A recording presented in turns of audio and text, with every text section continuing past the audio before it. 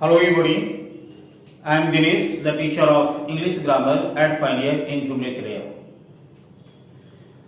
In my last video, I discussed about conditional sentences, and there I discussed type 1 means open type of conditional sentences. Today, this is the second video on conditional sentences, and I would like to discuss you type 2 means imaginary type of conditional sentences. But we will read imaginary conditional with the help of open condition. अर्थात आज के video में जो हमने type 1 में discuss किया था उसको डिस्कस करने के साथ ही इमेजिनरी कंडीशन को देखेंगे ताकि पिछले वाला हम भूल नहीं जाएं और उससे हमको इमेजिनरी कंडीशन को समझने में सुविधा हो जाए। तो आज का टॉपिक है कंडीशनल सेंटेंसेस और हमारा फोकस इस बात पर है कि आज हम आपसे ये डिस्कस करें टाइप 2 जो इमेजिनरी कंडीशंस है। ओपन टाइप वाले कंडीशन में आपने अगर मेरा पहला वीडियो नहीं देखा है तो आप उसे देख लें। सबसे पहले तो मैं आपसे यही कहूंगा कि आप कंडीशनल सेंटेंसेस का जो पहला वीडियो है टाइप 1 का आप उसे देख लें, तब आज के वीडियो को समझने में आपको ज्यादा आसानी हो जाएगी, फिर कोई परेशानी नहीं होगी। लेकिन अगर किसी ने पहला वीडियो नहीं देखा है तब भी मैं कोशिश करूंगा कि उसको समझने में परेशानी नहीं हो, इसलिए टाइप 1 के माध्यम से मैं टाइप 2 को डिस्कस करने की कोशिश करूंगा। आपको मैंने बताया था कि कंडीशनल सेंटेंसेस का दो पार्ट होता है। अगर किसी कंडीशनल सेंटेंस को डिवाइड करना चाहें तो हम उसको दो पार्ट में डिवाइड कर सकते हैं, एक कंडीशनल क्लॉज और दूसरा रिजल्ट क्लॉज। सेंटेंस के जिस हिस्से में शर्त दिया हुआ होता है वो कंडीशनल क्लॉज है और सेंटेंस के जिस हिस्से में शर्त के पूरा कर दिए जाने के बाद जो रिजल्ट दिया होता है वो रिजल्ट क्लॉज है।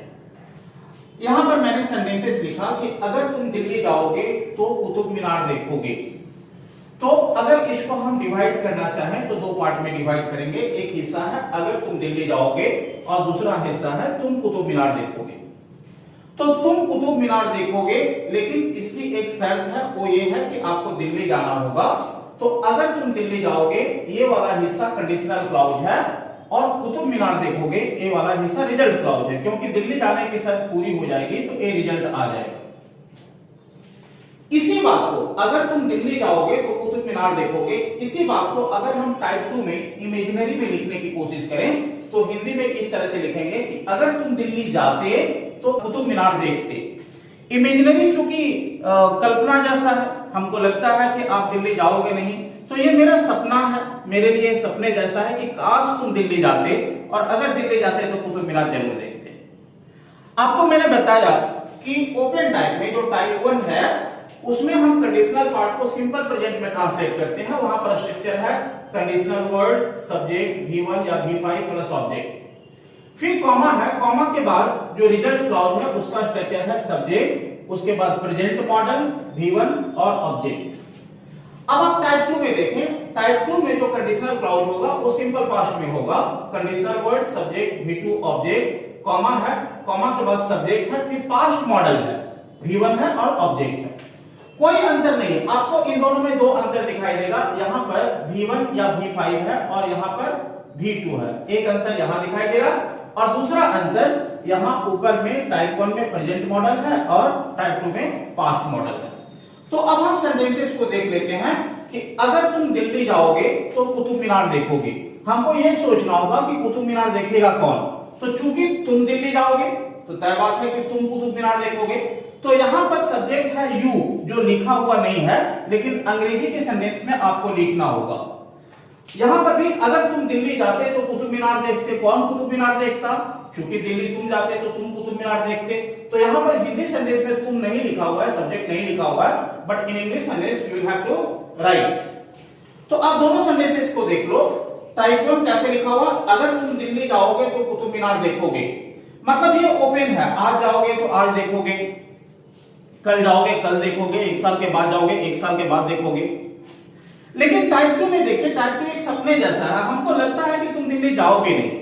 मैं चाहे जितना भी कह लूं तो आप दिल्ली जाने वाले हो नहीं, इसलिए यह बात मेरे लिए एक सपने जैसा है कि अगर तुम दिल्ली जाते तो कुतुब मीनार देखते। जैसे हम कई बार नहीं पढ़ने वाले बच्चे से कहते हैं कि अगर तुम पढ़ते तो पास कर जाते, अगर तुम मेहनत करते तो जिंदगी में तुम कुछ अच्छा करते। वो मेहनत करेगा ही नहीं, इसलिए एक सपने जैसा है। तो आप सेंटेंसेस को देख लीजिए और इसी तरह से ट्रांसलेट कर लेंगे। अच्छा, अगर तुम दिल्ली जाओगे तो कुतुब मीनार देखोगे, ये टाइप 1 है, ओपन टाइप।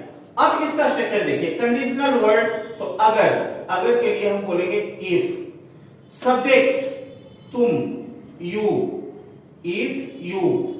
अब है V1 या V5, तो आपको पता है कि यू के साथ V1 होता है। तो अगर तुम दिल्ली जाओगे तो जाना का अंग्रेजी गो है। If you go to Delhi,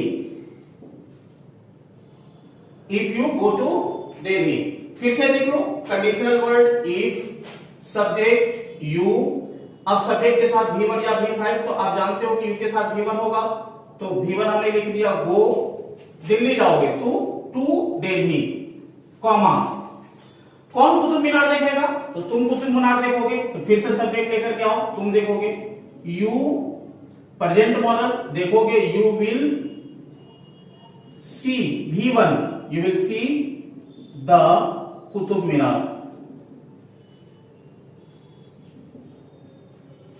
अब जरा सोचिए कि यही सेंटेंस ऐसा हो जाता कि अगर तुम दिल्ली जाओगे तो कुतुब मीनार देख सकते हो, तो हम यहां पर विल नहीं लिखते, तब हम लिखते if you go to Delhi you can see the Qutub Minar, चाहे you may see the Qutub Minar. तो हिंदी का सेंटेंस जैसा होगा, हिंदी का जो सेंस होगा, अंग्रेजी आप उसी के हिसाब से चुन लीजिएगा।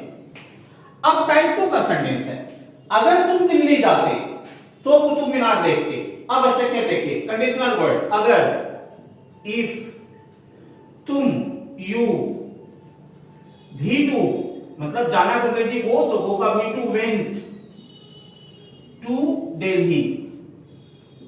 अब सेंटेंस हो गया, अगर तुम दिल्ली जाते, if you went to Delhi, comma, तो कौन कुतुब मीनार देखता? तुम कुतुब मीनार देखते।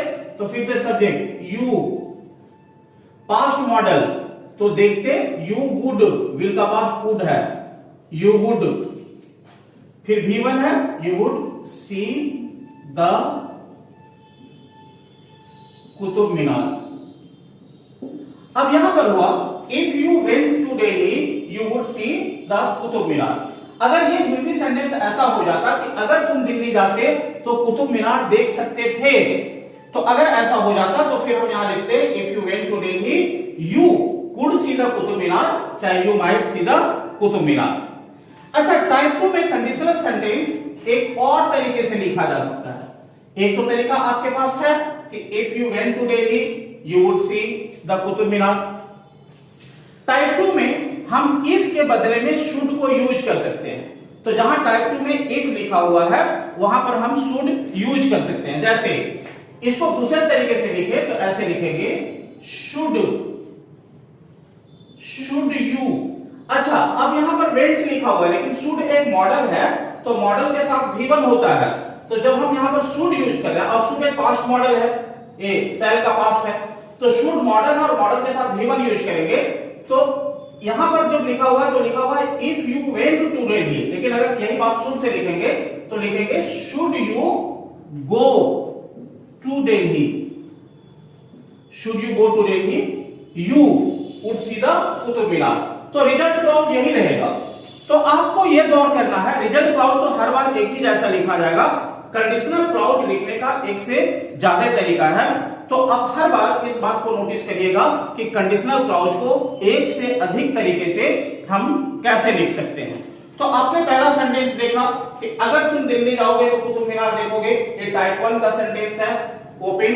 If you go to Delhi, ये सिंपल प्रेजेंट में है, if you go to Delhi you will see the Qutub Minar. यही बात जब पास्ट में हो गया टाइप 2 में, अगर तुम दिल्ली जाते तो कुतुब मीनार देखते, तो इफ यू गो के जगह हमने वेंट लिख दिया, if you went to Delhi you would see the Qutub Minar, will का पास्ट वुड है, you would see the Qutub Minar. और कंडीशनल पार्ट को लिखने का एक और तरीका मैंने बताया कि जहां जहां इफ है, इफ के बदले हम शुड का यूज कर सकते हैं। तो आप इफ को हटा दीजिए, उसके जगह शुड को लिख दीजिए। लेकिन वैसे कंडीशन में जो V2 आया है उसको V1 करना होगा। तो इफ यू ऊपर में है if you went to Delhi, जब इफ को हम शुड करेंगे तो शुड यू वेंट नहीं करेंगे, तब मैंने क्या किया should you go to Delhi, क्योंकि शुड मॉडल है तो मॉडल के साथ V1 आएगा। Should you go to Delhi, you would see the Qutub Minar. अब आप एक सवाल पूछ सकते हो कि यहां पर जो if you go to Delhi है, क्या यहां पर इफ को शुड कर सकते हैं? तो यहां पर इफ को शुड नहीं कर सकते हैं, क्योंकि शुड करेंगे तो वो एक पास्ट मॉडल हो जाएगा। तो should you go to Delhi का मतलब हो जाएगा if you went to Delhi. तो एक बात ध्यान रहे कि टाइप 1 में हम इफ को शुड नहीं करेंगे, लेकिन टाइप 2 में हम इफ को शुड कर सकते हैं। तो इस सेंटेंस में अब आपको कोई प्रॉब्लम नहीं है। मैं उम्मीद करता हूं कि आप ये सेंटेंस देख लिए, सीख लिए और समझ लिए। अब हम दूसरा सेंटेंस लेते हैं। Now let us take the second sentence. Second sentence है अगर वह नहीं पढ़ेगा तो पास नहीं करेगा। तो अब आप सेंटेंस से पहचान गए कि ए टाइप 1 का है, ओपन टाइप। अगर वह नहीं पढ़ेगा तो पास नहीं करेगा। इसी बात को टाइप 2 में इमेजिनरी में अगर लिखें तो कैसे बोलेंगे? अगर वह नहीं पढ़ता तो पास नहीं करता। अब आप दोनों सेंटेंसेस को देख लें। अगर वह नहीं पढ़ेगा, देखिए अगर नहीं के लिए एक वर्ड है जो है अनलेस। अनलेस अपने आप में नेगेटिव वर्ड है, तो अनलेस के साथ हम कोई नो, नॉट या कोई दूसरा नेगेटिव वर्ड यूज नहीं करेंगे। जैसे unless you do not go there, ए रॉन्ग है, करेक्ट होगा अनलेस यू गो देयर। मैं कुछ लिख करके ही बता देता हूं। अनलेस यू डोंट रीड, ए रॉन्ग है, करेक्ट होगा unless you read. Unless he doesn't come, ए रॉन्ग है, करेक्ट है unless he comes. Unless I didn't play, ए रॉन्ग है अनलेस आई प्लेड। तो आपने इतने सारे एग्जाम्पल से देख लिया कि जब भी अनलेस होगा तो उसमें नो या नोट या किसी और नेगेटिव वर्ड का गुंजाइश नहीं है, क्योंकि अनलेस खुद एक नेगेटिव वर्ड है। तो जब भी अनलेस हो और जिस पार्ट में हो, जिस हिस्से में हो, उसमें हम नो नोट यूज नहीं करेंगे। मान लीजिए अनलेस वाला पार्ट कंडीशनल सेंटेंस में है, तो हम कंडीशनल सेंटेंस में नो नोट यूज नहीं करेंगे। रिजल्ट क्लॉज में तो कर ही सकते हैं, वहां पर हम नो नोट यूज कर सकते हैं।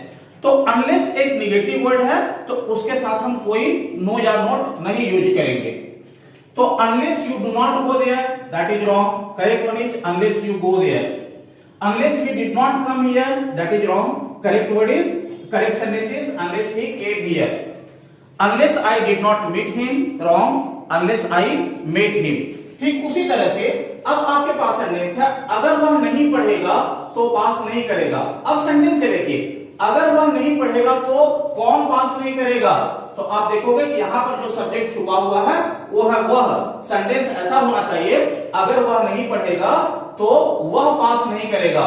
बट इन हिंदी सेंटेंस वह is not written, in English sentence you will have to write that. Now you see the sentence अगर नहीं, तो अगर नहीं के लिए वर्ड है अनलेस। तो मैंने सबसे पहले कंडीशनल वर्ड टाइप है, कंडीशनल वर्ड लिख दिया अनलेस, अनलेस। फिर सब्जेक्ट वह, अनलेस ही। अब V1 चाहे V5, तो आप जानते हो कि ही के साथ V5 होगा, तो पढ़ना का अंग्रेजी रीड है, तो रीड का V5 reads, unless he reads. तो अगर वह नहीं पढ़ेगा, इसका हो गया अनलेस ही रीड्स, वह पास नहीं करेगा। Here you have to write the subject, he won't pass. Now you have the sentence unless he reads he won't pass. अच्छा, एक दूसरा तरीका है जो टाइप 1 पढ़ाते समय मैंने आपको बताया था, वो ये बताया था कि अगर हम unless नहीं लिखना चाहें और अगर और नहीं को हम अलग अलग लिखना चाहें, तो अगर के लिए वर्ड है if और नहीं के लिए वर्ड है not। इफ नॉट, तो नॉट तो अकेले नहीं आएगा, जब भी आएगा तो ऑक्सिलरी वर्ब के साथ आएगा। तो इसी सेंटेंस को हम एक और तरीके से, एक जो कंडीशनल पार्ट है इसको हम एक और तरीके से लिख सकते हैं। सेंटेंस देखिए, अगर वह नहीं पढ़ेगा, सिर्फ अगर के लिए वर्ड है इफ। अब कंडीशनल वर्ड हो गया इफ, सब्जेक्ट ही नहीं पढ़ेगा तो नॉट अकेले नहीं आएगा, वो ऑक्सिलरी वर्ब के साथ आएगा। तो ही के साथ डू नॉट की डज नॉट, तो आप जानते हो कि ही के साथ B5 होता है तो डज नॉट। तो इफ ही डजंट, अब जब डज लगा दिया तो V1 करेंगे। If he doesn't read he won't pass, result clause यही रहेगा। अब यहां पर कंडीशनल पार्ट को आप दो तरीके से लिख सकते हो, अगर वह नहीं पढ़ेगा तो पास नहीं करेगा। यहां पर हम दो तरीके से लिख सकते हैं, unless he reads he won't pass, और if he doesn't read he won't pass. अब इसी बात को टाइप 2 में देखते हैं। आप हिंदी सेंटेंस को गौर करना, यहां पर हिंदी सेंटेंस है अगर वह नहीं पढ़ेगा तो पास नहीं करेगा, लेकिन यहां पर हिंदी सेंटेंस को देखिए, यहां लिखा हुआ अगर वह नहीं पढ़ता तो पास नहीं करता। तो आप जानते हो कि अगर नहीं के लिए वर्ड है अनलेस। तो चलिए हम अनलेस से शुरू करते हैं। अनलेस कंडीशनल वर्ड, फिर सब्जेक्ट अनलेस ही, V2, तो रीड का V2 होता है रेड। स्पेलिंग वही है बट इसका उच्चारण होता है red. Spelling is READ but in V2 it's pronunciation is red, तो इसको हम रेड पढ़ेंगे। अनलेस ही रेड, अगर वह नहीं पढ़ता तो कौन पास नहीं करता, वह पास नहीं करता, तो ही विल का पास वुड, ही वुडंट पास, नहीं पास्ट मॉडल यूज करेंगे। Unless conditional word he subject, unless he V2 read comma subject he past modal would wouldn't pass. तो अगर वह नहीं पढ़ता तो पास नहीं करता, unless he read he wouldn't pass. एक दूसरा तरीका है, ये चूंकि सिंपल पास्ट में है और सिंपल पास्ट में ऑक्सिलरी वर्ब होता है डिड, तो आप जानते हो कि अनलेस अगर हम नहीं लिखना चाहें तो हम इफ और नॉट को अलग अलग लिख सकते हैं। तो इसको दूसरे तरीके से ऐसे लिख सकते हैं, अगर के लिख देंगे इफ ही सिंपल पास्ट है तो सिंपल पास्ट में ऑक्सिलरी वर्ब डिड होता है, तो इफ ही नॉट जब भी आएगा तो ऑक्सिलरी वर्ब के साथ आएगा। तो इफ ही डिडंट रीड, अब स्पेलिंग वही है लेकिन ये V1 है। देखिए ऊपर में जो था ये रेड है, इसको रेड पढ़ते हैं, V2 है, लेकिन ये रीड है, V1 है। तो if he didn't read he wouldn't pass. और आपको मैंने एक और तरीका बताया कि टाइप 2 में इफ के बदले में हम शुड यूज कर सकते हैं। In type 2 at the place of if we can use should. तो यहां इफ को हटा करके आप शुड लिख करके देख लीजिए, तो ऐसे होगा सेंटेंस, शुड ही। अब यहां पर हम डिडंट नहीं यूज करेंगे क्योंकि शुड एक मॉडल है और मॉडल में ही हम नोट लगा सकते हैं, ठीक है, तो हमको डिडंट की जरूरत नहीं है। शुड ही नॉट रीड, यहां पर रीड V1 है, ही वुडंट पास। अब आप देखिए कि हर बार आपका रिजल्ट क्लॉज यही है, लेकिन कंडीशनल क्लॉज एक से अधिक तरीके से लिखा जा सकता है। तो अगर आपके पास टाइप 2 में सेंटेंस है अगर वह नहीं पढ़ता तो पास नहीं करता, तो आपके पास तीन तरीके से कंडीशनल सेंटेंस हो सकता है। ऐसे बोल सकते हो, unless he read he wouldn't pass, if he didn't read he wouldn't pass, should he not read he wouldn't pass. अगर आप कंपटीशन की तैयारी कर रहे हैं और कंपटीशन में बैठ रहे हैं तो हो सकता है कि आपको कंडीशनल क्लॉज लिख दे और रिजल्ट क्लॉज में गलती कर दे, या हो सकता है कि रिजल्ट क्लॉज को सही रख दे और कंडीशनल क्लॉज में गलती कर दे। तो आप इतना याद रखना कि मान लीजिए कंडीशनल क्लॉज लिख दिया है और ये टाइप 2 में है, तो रिजल्ट क्लॉज में हमेशा याद रखना कि पास्ट मॉडल प्लस V1 होगा, या अगर आपको पास्ट मॉडल प्लस V1 लिख दिया है तो आप कंडीशनल क्लॉज को इस तीन में से कोई एक तरीके में लिख सकते हैं, या इस तीन में से जिस भी किसी एक तरीके में लिखा हुआ है आप उसको सेलेक्ट कर लेंगे। तो ये था दूसरा sentence.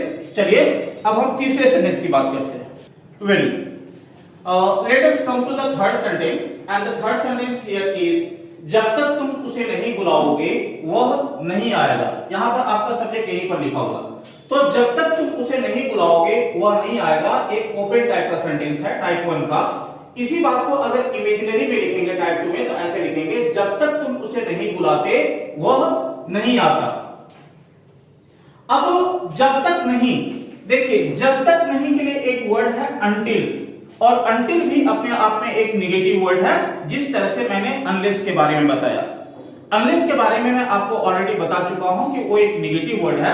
Unless itself is a negative word and you don't have to use no और नॉट और any other negative word with unless. You have the same rule here with until also. Until also is a negative word. Until भी एक negative word है और until के साथ कोई no, note या कोई दूसरा नेगेटिव वर्ड हम यूज नहीं कर सकते हैं उस पार्ट में जिस पार्ट में आप अनटिल को यूज कर रहे हो। जैसे अनटिल और अनलेस कंडीशनल पार्ट में आता है, तो कंडीशनल पार्ट में अगर आप अनटिल यूज करते हो या अनलेस यूज करते हो तो उसमें नो, नोट या कोई दूसरा वर्ड नहीं होगा। तो now the thing is quite clear in your mind that until itself is a negative word and you don't have to use any no, not or any other negative word with until. When you are using until, you don't have to use any other negative word. Now I have written some sentences here. See the sentence here. Until you don't go there, this is wrong. Until के साथ हमने note लगा दिया, ये wrong है। Correct sentence is until you go there. Until he doesn't come here, this is wrong क्योंकि note लग गया until के साथ, तो ये गलत हो गया। Correct one is until he comes। तो जब कभी आप until यूज करेंगे तो आपको नो नोट नहीं यूज करना है, आपको नो नोट की जरूरत नहीं है। अब जरा इस सेंटेंस को देखिए, जब तक तुम उसे नहीं बुलाओगे, तो जब तक नहीं के लिए वर्ड है until, तो ये टाइप वन है तो कंडीशनल वर्ड, तो कंडीशनल वर्ड हो गया until। until subject you, subject के बाद है V1 चाहे V5, तो U के साथ V1 होता है तो बुलाना का अंग्रेजी कॉल, तो until you call उसे him, comma until you call him, कौन नहीं आएगा, वह नहीं आएगा, तो he won't चाहे he will not come, मैं अलग अलग पूरा लिख देता हूं, he will not come। अच्छा यहां पर नोट है क्योंकि he will not come ये रिजल्ट क्लॉज है। until वाला जो रूल लागू हो रहा था कि until के साथ नो नोट नहीं आएगा, वो कंडीशनल क्लॉज में लागू हो रहा था, वो यहां से यहां तक में लागू हो रहा था। अब रिजल्ट क्लॉज में वो रूल लागू नहीं होगा, रिजल्ट क्लॉज फिर वो एक अलग क्लॉज हो गया। तो जब तक तुम उसे नहीं बुलाओगे वह नहीं आएगा, until you call him he will not come। अच्छा जब तक और नहीं को अगर हम अलग अलग लिख दें तो जब तक के लिए एक वर्ड है so long as, चाहे as long as, और नहीं के लिए एक अलग से वर्ड लिखना होगा नोट। लेकिन जब भी हम नोट लिखेंगे तो नोट अकेले नहीं आएगा, वो ऑक्सिलरी वर्ब के साथ आएगा। तो अब जरा इसको दूसरे तरीके से लिख करके लिखते हैं, जब तक तुम उसे नहीं बुलाओगे वो नहीं आएगा, जब तक so long as, so long as conditional word हो गया, फिर सब्जेक्ट you, सिंपल प्रेजेंट है तो सिंपल प्रेजेंट में डू नॉट या डज नॉट यूज करेंगे तो यू के साथ do not, so long as you don't call him he will not come, result clause यही रहेगा। तो यहां पर कंडीशनल क्लॉज को आप दो तरीके से लिख रहे हो, जब तक तुम उसे नहीं बुलाओगे वह नहीं आएगा, until you call him he will not come, या दूसरा तरीका so long as you don't call him he will not come। This I already have discussed when I was discussing you open type in my last video। Now I am taking its help to make type 2 clear, to make type 2 so that you people may understand type 2 very easily। तो मैं ये तो पहले ही discuss कर चुका हूं, इसका मदद सिर्फ ये इसलिए ले रहा हूं ताकि आप टाइप 2 को आसानी से समझ सको। अब सेंटेंस है जब तक तुम उसे नहीं बुलाते वह नहीं आता। अब ये टाइप 2 का सेंटेंस है कंडीशनल वर्ड, तो जब तक नहीं के लिए वर्ड है until।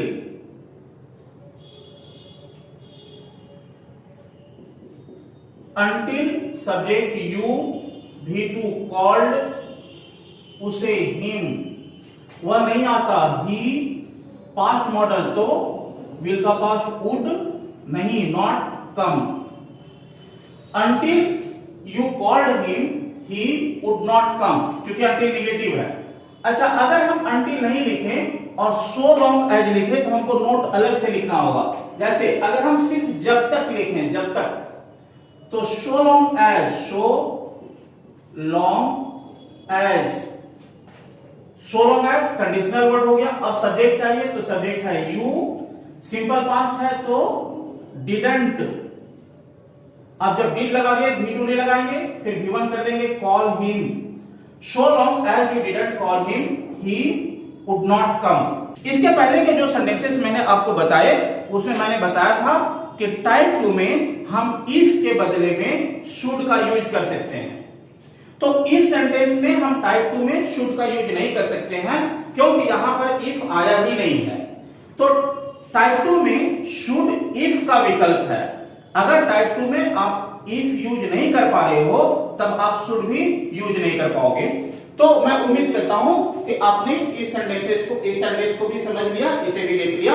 अब यहां पर आपको प्रॉब्लम नहीं है। अब मैं नेक्स्ट सेंटेंस पर आता हूं। Now let us talk about the next sentence. Here the sentence is अगर मैं शिक्षक होऊंगा या बनूंगा तो तुम्हारे बच्चों को पढ़ाऊंगा। अब ये ओपन टाइप का सेंटेंस है। अभी शिक्षक बनूंगा, अभी पढ़ाऊंगा, 1 साल के बाद होऊंगा, 1 साल के बाद पढ़ाऊंगा, बस हमको शिक्षक बनना है, आपके बच्चों को पढ़ाऊंगा। दूसरा टाइप 2 में अगर मैं शिक्षक होता या अगर मैं शिक्षक बनता तो तुम्हारे बच्चों को पढ़ाता। ये एक सपने जैसा है, मैं शिक्षक बनूंगा नहीं, चाहत है, पता नहीं बन पाऊंगा कि नहीं बन पाऊंगा, तो मेरे लिए सपने जैसा है। तो ये टाइप 2 है। अब सिंपली देख लीजिए, बनना या होना का अंग्रेजी होता है बी। बी V1 है, इसका V2 है वाज या वर, V3 है बीन, V4 है बीन, V5 इज या बिकम्स। तो अब आप स्ट्रक्चर के हिसाब से देख लीजिए, अगर मैं शिक्षक बनूंगा तो तुम्हारे बच्चों को पढ़ाऊंगा, ये टाइप 1 है, ओपन टाइप का। अब स्ट्रक्चर देखिए, कंडीशनल वर्ड, अगर इफ सब्जेक्ट आई, सब्जेक्ट के बाद V1 चाहे V5 है तो आप जानते हो कि आई के साथ V1 है, तो इफ आई बनना का अंग्रेजी बी होता है तो V1 बी है। If I be a teacher, मैं तो तुम्हारे बच्चों को पढ़ाऊंगा। कौन तुम्हारे बच्चों को पढ़ाएगा? मैं पढ़ाऊंगा। तो यहां पर मैं छुपा हुआ है, अंग्रेजी में लिखना होगा if I be a teacher I will teach your children. मैं हर रिजल्ट क्लॉज में विल का यूज कर रहा हूं। इसका यह मतलब नहीं है कि रिजल्ट क्लॉज में सिर्फ विल का ही यूज होगा। मैंने तो 4 लिख दिया है, कैन में विल है, सबका यूज हो सकता है। अगर यही सेंटेंस मैं ऐसे लिख देता, अगर मैं शिक्षक बनूंगा या अगर मैं शिक्षक होऊंगा तो तुम्हारे बच्चे को पढ़ा सकता हूं, तब वहां पर हम कैन या मे यूज कर सकते थे। तो यहां सेंटेंस हुआ, अगर मैं शिक्षक होऊंगा या बनूंगा तो तुम्हारे बच्चों को पढ़ाऊंगा। If I be a teacher, I will teach your children। अब इसका टाइप 2 देखिए, अगर मैं शिक्षक होता या बनता तो तुम्हारे बच्चों को पढ़ाता। इफ कंडीशनल वर्ड है, इफ सब्जेक्ट आई। अब आई के बाद V2 है। अब यहां पर देखिए V2 आपके पास 2 है, वाज भी है और वर भी है। आप जानते हो कि आई के साथ हम वाज यूज करते हैं, लेकिन ये कल्पना है। तो जब कभी आपको कल्पना दिखानी हो तो सब्जेक्ट सिंगुलर रहे या प्लूरल रहे, आपके पास एक ही वर्ब है और वो है वर।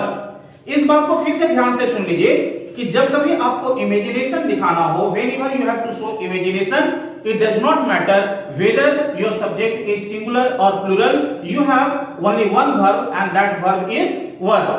बेसिकली हम आई के साथ वाज यूज करते हैं, लेकिन यहां पर आई के साथ वाज यूज नहीं करेंगे क्योंकि यह एक कल्पना है और कल्पना दिखाने के लिए हमारे पास एक ही वर्ब है, वर। सब्जेक्ट हमारा सिंगुलर रहे चाहे प्लूरल रहे, तो हम यहां पर वर यूज करेंगे। जब भी आपको कल्पना दिखाना हो तो आप आंख मूंद करके वर यूज करना, वाज का यूज कभी मत करना, क्योंकि वाज कल्पना नहीं दिखाएगा। कल्पना दिखाने के लिए हम वर ही यूज करेंगे।